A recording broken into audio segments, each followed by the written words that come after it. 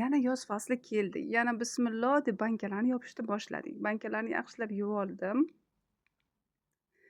Giloslarni ham yaxshilab yuvib olib,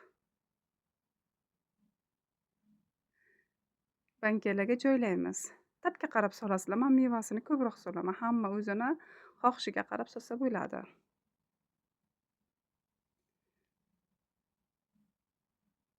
Bankaga solib, alohida sirop qaynata olaman.